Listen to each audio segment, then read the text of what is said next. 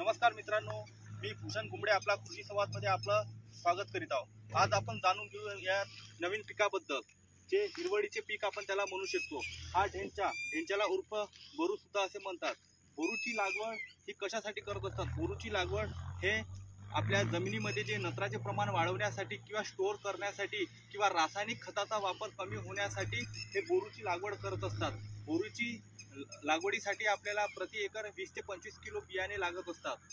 बोरूचं काम कोणतं असते? नायट्रोजन फिक्सेशन करण्याचं काम हे बोरू करत असते। जे हवामानामधलं तापमानामधले जे नत्र असतात, ज्याला आपण नायट्रोजन म्हणत असतो, ते नायट्रोजन स्टोअर करण्याचं काम, फिक्सेशन करण्याचं काम बोरू हे करत असते। आपण कोणतेही पीक जेव्हा घेतो त्याच्या अगोदर जर आपण उन्हाळ्यामध्ये जर हा बोरू लागवड केला 45 ते 50 दिवसासाठी आणि त्याला जमिनीमध्ये नंतर हार्वेस्ट केला, तर आपल्याला रासायनिक खताचा खर्च कमी लागतो व आपल्याला नत्र आपल्याला जमिनीमार्फत मिळत असते। उर्फ ढेंच्या याच्या लागवडीचे फायदे आपल्याला काय काय मिळत असतात? बोरूच्या लागवडीनंतर आपल्याला याचं जे हवामानामधलं जे तापमान, हवामानामधले जे नत्र असतात ते स्टोअर करण्याचं काम करत असतं। त्याच्यामुळे त्याच्यातून आपल्या समोरच्या पिकासाठी कोणतीही आपण लागवड करत असतो तेव्हा आपला